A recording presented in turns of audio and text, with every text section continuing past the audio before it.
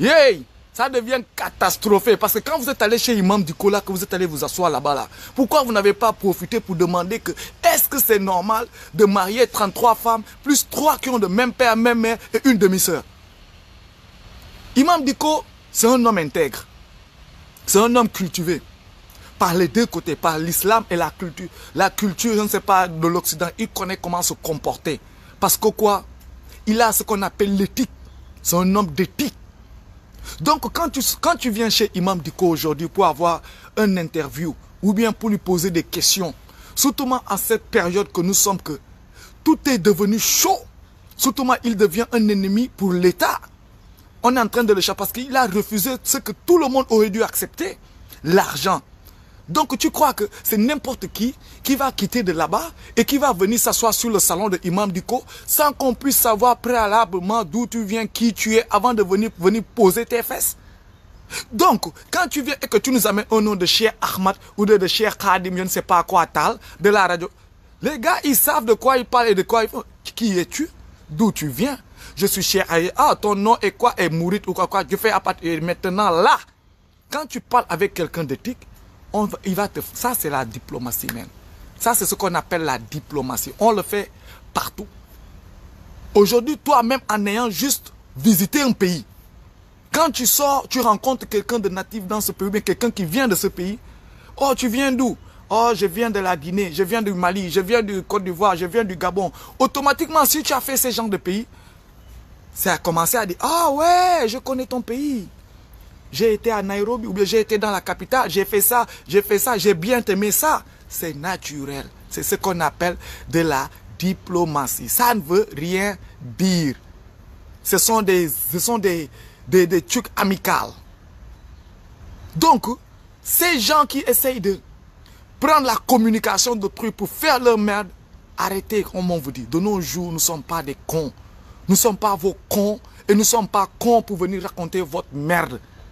Le fait d'aller s'asseoir à côté de Imam Dicko et de faire votre petite, je ne sais pas, interview, et qu'il prononce bien. Et j'aime bien cet imam parce qu'il a bien articulé ses mots.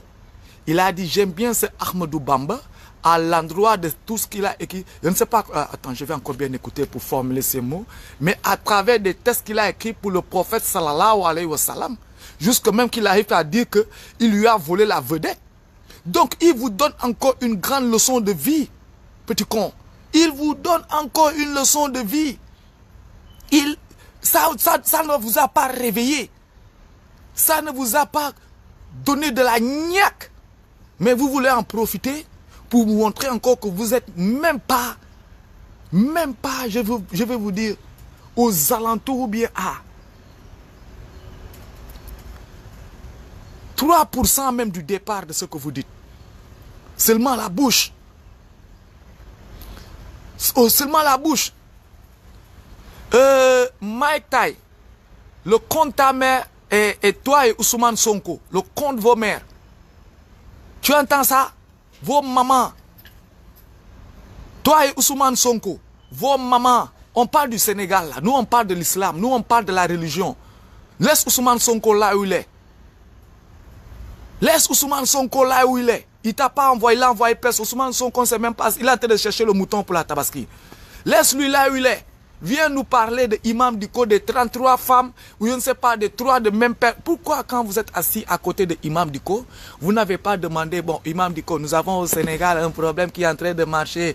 Et les gens, ils sont en train de poser une question à propos de marier 33 femmes et 3 de même père et de même mère. S'il vous plaît, est-ce que vous pouvez clore ce débat? Vous allez fermer votre bouche. Pourquoi vous n'avez pas commencé par là-bas?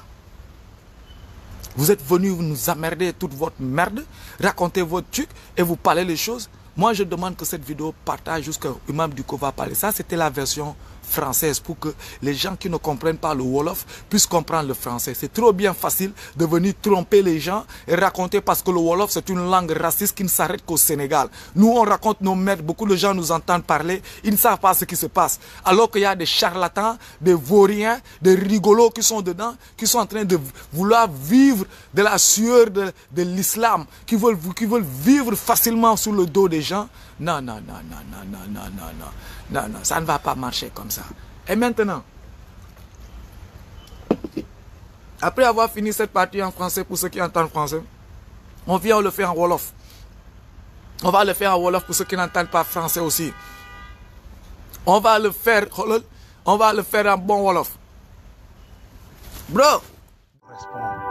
Nyanjo Media Vision, l'œil du delta du Saloum.